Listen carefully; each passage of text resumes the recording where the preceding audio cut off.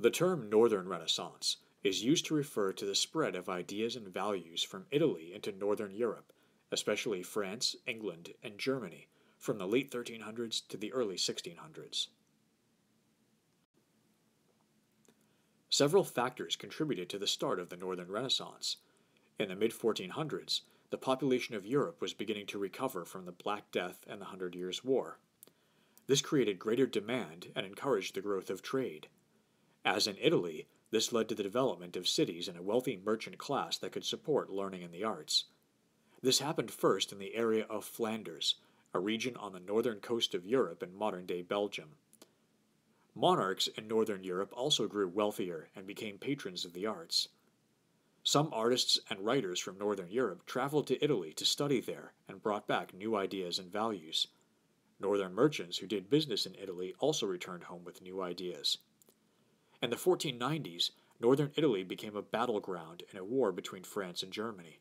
As the war dragged on and became more destructive, many Italian artists and scholars left and traveled to northern Europe, bringing new values and classical works with them.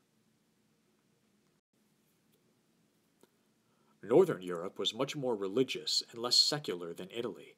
As a result, Northern European scholars and artists combined elements of humanism with their deep faith in Christianity. For this reason, the humanists in the North became known as Christian humanists. Like Italian humanists, Northern Christian humanists promoted education to improve society, but believed that study of the Bible should play an important role and wanted people to be more devoted to God. Northern humanists also promoted reforms in the church. The Dutch priest and humanist Desiderius Erasmus was one of the most important scholars of the age and became known as the father of Christian humanism and the prince of humanists. Erasmus argued that people needed to follow a philosophy of Christ. By this, he meant that having inner religious faith was more important to being a good Christian than outward forms of religious observance, such as pilgrimages, fasts, and venerating relics. Erasmus edited the works of the Church Fathers and produced new and more accurate translations of the New Testament of the Bible in Greek and Latin. Erasmus' most popular work was The Praise of Folly, published in 1509. This novel poked fun at the political and social institutions of the day. Erasmus was especially critical of the corruption of the church and its clergy. He thought the Pope, bishops, and other church officials were too concerned with wealth and power and did not pay enough attention to their spiritual responsibilities. Influenced by Erasmus and the ideals of Christian humanism, writers in the North supported social and religious reform based on Christian ideals. Like in Italy, Northern writers usually wrote in vernacular. The English author Thomas More wrote a famous book in 1516 called Utopia, from a Greek word meaning no place. The book describes an imaginary society based on Christianity, where greed and war had been eliminated. Today, the word utopian has come to describe any ideal, but ultimately impractical or unachievable society. Like Erasmus and More, the French writer and humanist François Rabelais used humor in his work. His most famous book was the comic adventure Gargantua and Pantagruel, published in the mid-1500s. The story revolves around the adventures of two awkward giants. Through their experiences, Rabelais pokes fun at his society and its moral hypocrisy. The greatest writer of the Northern Renaissance was the English playwright William Shakespeare. Through his plays, Shakespeare helped spread the ideas of the Renaissance to a mass audience. His use of language and choice of themes made his plays appeal even to uneducated people. Shakespeare focused on the lives of realistic characters, and his plays seldom made reference to Christianity. Shakespeare's works reflect many humanist values and beliefs. They are written brilliantly in vernacular English rather than Latin. They explore human nature and emotions instead of focusing on God, and many are based on stories from the classical past and history. Though many plays focus on human flaws, Shakespeare also seems to agree with the Renaissance emphasis on the great potential of human nature. Many of Shakespeare's plays were performed in the magnificent Globe Theatre in London, a three-story open-air theatre that could seat 3,000 people. Because the stage projected out into the audience, the theater created a more immersive feel that drew spectators more deeply into the performance. The art of the Northern Renaissance was heavily influenced by Italian art and Christian humanism. Major artists appeared in Germany, France, Flanders, and the Netherlands. Like Italian artists, Northern painters made their works very detailed and realistic. But unlike the Italians, Northern artists focused less on classical themes and more on religion or scenes from everyday life. Painters in Flanders were deeply interested in showing life in realistic ways. They painted members of the rising merchant class and peasants, revealing much about the life of the period. Jan van Eyck pioneered the use of oil paints, which allowed for brighter and more powerful colors. He gained fame for his highly detailed paintings, such as the Arnolfini wedding portrait from 1434, which is famous for its incredible depth and naturalism. Flemish painting reached its peak after 1550 with the work of Pieter Bruegel. Bruegel was very skilled in creating colorful portrayals of large scenes from everyday peasant life, such as weddings, dances, and harvests, such as in the painting seen here titled Peasant Wedding. In 1494, the German painter Albrecht Dürer traveled to Italy to study. He then returned to Germany, where he spread the new ideas and techniques of the Renaissance. His work influenced many artists in Northern Europe.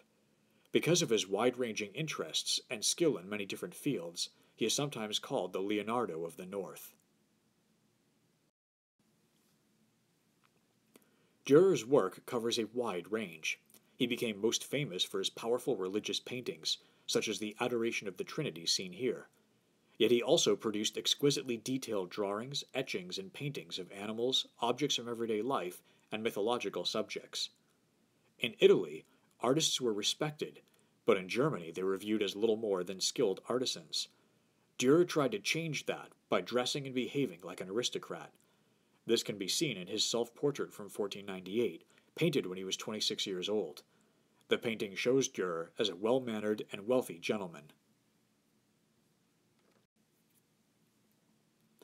The German painter Hans Holbein was strongly influenced by Dürer's realism.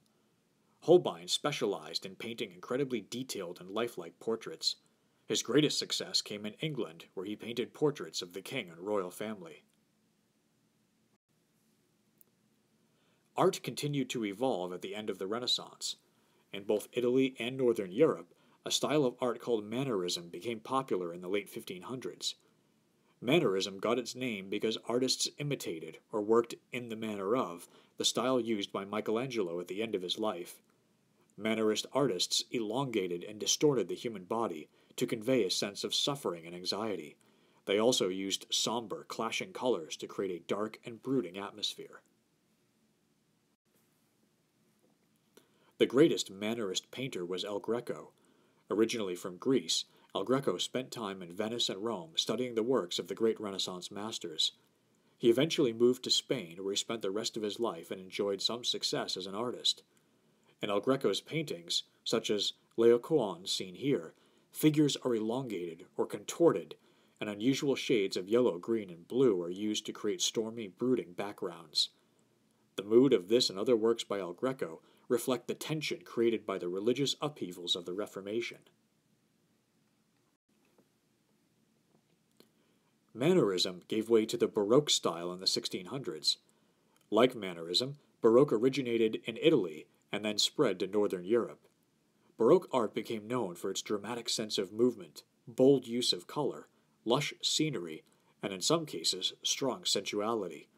Baroque art was promoted by the Catholic Church in an effort to make Catholicism more energetic and exciting, and prevent people from becoming Protestant. As a result, Baroque had its greatest appeal in places like Spain, Italy, and France. By the mid-1600s, many European monarchs also promoted the Baroque style as a way to glorify themselves and impress their subjects. Gian Lorenzo Bernini was an accomplished painter, sculptor, and architect in the Baroque style. He worked extensively in Rome in the first half of the 17th century. Unlike Michelangelo, Bernini's statue of David is dramatic and full of passion, as is Bernini's most famous work, The Ecstasy of Saint Teresa. This great statue combined sculpture and architecture to recreate the religious experience of Saint Teresa, an important Spanish nun known for her mystic visions. Artemisia Gentileschi was one of the few women who achieved fame as an artist. She studied in Rome with her father and then moved to Florence. Gentileschi produced many excellent portraits, but is best known for her paintings depicting strong women from the Bible. Her image of Judith slaying Holofernes shows a biblical heroine cutting off the head of a ruthless general to save her people. Peter Paul Rubens was a Flemish Baroque painter who enjoyed great success in his lifetime. He produced religious scenes, detailed portraits, and images from classical mythology. His Raising of the Cross from 1610 was one of his most powerful and famous religious works. Rubens is best known for his depictions of muscular human bodies in motion. His images were often lavish and extravagant, and reflected the increasing wealth and splendor of the courts of Europe during the 1600s. One reason that learning and ideas spread so rapidly across Europe during the Renaissance was the invention in the mid-1400s of a printing press that used movable type. By arranging metal stamps with words and letters on racks, printers could quickly and efficiently make multiple copies of a work. This was a major improvement over the previous method of copying books by hand, a long and difficult process that frequently led to many errors. A German mechanic named Johannes Gutenberg is credited with building the first printing press in Europe in the 1440s. He produced his first book, the Gutenberg Bible, in 1455. The technology then spread rapidly. By 1500, there were hundreds of printing presses in Europe producing millions of books. Printing made it easier to make many copies of a book. As a result, books became cheaper and literacy increased as more people could afford to read. Books were published in many different languages and on a variety of subjects, including travel guides, medical guidebooks, and works on agriculture and farming. Classical texts and the works of the Christian humanists were especially popular. The Bible was still the most commonly printed and popular book, however. Because of the printing press, more people began to read the Bible on their own. This led to criticism of the Church and more calls for religious reform, eventually leading to the Protestant Reformation. Monarchs played an important role in supporting the Northern Renaissance. In many areas of Northern Europe during the 1500s, monarchs began to increase their power and influence. This was a change from the Middle Ages, when the power of monarchs was limited by the Church and the nobility. Historians use the term new monarchs to refer to the rulers of the Renaissance. The new monarchs engaged in centralization, which means they brought more of the functions of the state, such as tax collection, law, and the military, under their direct control. To achieve this, the new monarchs built professional armies that were highly trained and used the most advanced new gunpowder weapons. These armies were very expensive, and only monarchs had the money to pay for them. To get this money, new monarchs heavily taxed their subjects and created bureaucracies filled with well-educated men from the middle class to collect and manage these funds. New monarchs created uniform law codes based on Roman law for their kingdoms. They also enforced religious unity by persecuting minority religious groups. In this way, they built their power and united their kingdoms. In France, Charles VII defeated England in the 100 Years' War and established the Valois dynasty. He built a professional army to help him secure control over all of France. Charles created new taxes on land and salt that helped to pay for his expensive government and military. Louis XI was called the Spider because of his treacherous character. Louis encouraged trade and promoted industries such as silk weaving. He also expanded the royal army and used it to weaken the nobility and conquer new territories. Francis I was one of France's greatest kings. He was a great supporter of the Northern Renaissance. He also strengthened the monarchy by gaining control over the Church in France. In 1516, he signed an agreement with the Pope called the Concordat of Bologna that allowed him to appoint high-ranking church officials in France. This gave the monarchy effective control over the leadership of the French Church. In England, the Tudor family ruled from 1485 to 1603. The first Tudor king, Henry VII, encouraged the wool industry and built up England's navy. To weaken the aristocracy, he created a famous court called the Star Chamber that punished nobles who defied him.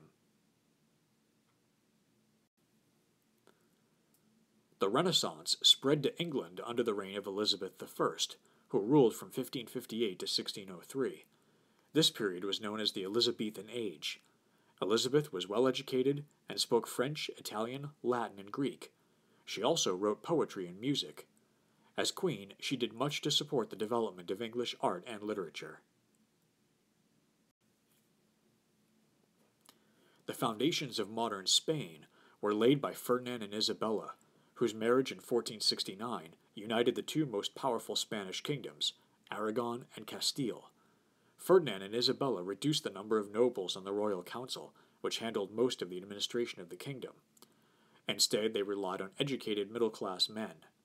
They completed the Reconquista in 1492 and sponsored voyages of exploration and colonization that created a huge empire for Spain in the Americas. Ferdinand and Isabella stressed the importance of religion in their kingdom. They gained the right to appoint high-ranking church officials, expel Jews and Muslims from the kingdom, and used the Inquisition to persecute the conversos, or Jews and Muslims that had converted to Christianity but whose loyalty was doubted.